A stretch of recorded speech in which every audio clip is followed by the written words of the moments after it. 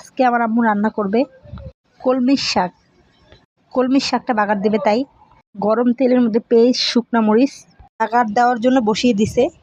এটা এখন আমার আম্মু ভালো করে ভেজে নেবে বাগার দেওয়ার জন্য। এখন আমার আম্মু ভালো করে লাড়া দিয়ে নিচ্ছে। কলমির শাকটা লবণ দিয়ে একটু চুলায় ভাপ দিয়ে নিছে।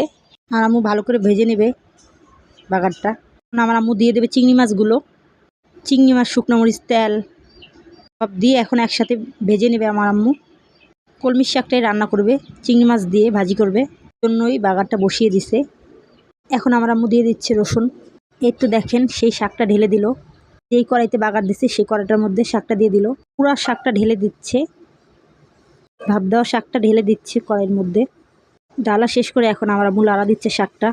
অনেক সুন্দর ঘ্রাণ আসছে শাকটা থেকে। ভালো করে সব কিছু একসাথে মিক্স করছে আমার আম্মু শাকটার সাথে। তার একটা শাক ভাজি হচ্ছে। পুরা শাকটাকে একসাথে মিক্স করতেছে আমার আম্মু, সব কিছু মিলাইতেছে। আপনারাও দেখেন আমার আম্মু যেভাবে শাকভাজি করে। আমরা সাধারণ মানুষ যা পারি তাই খাই, যা রিজিক আল্লাহ লিখে রাখে।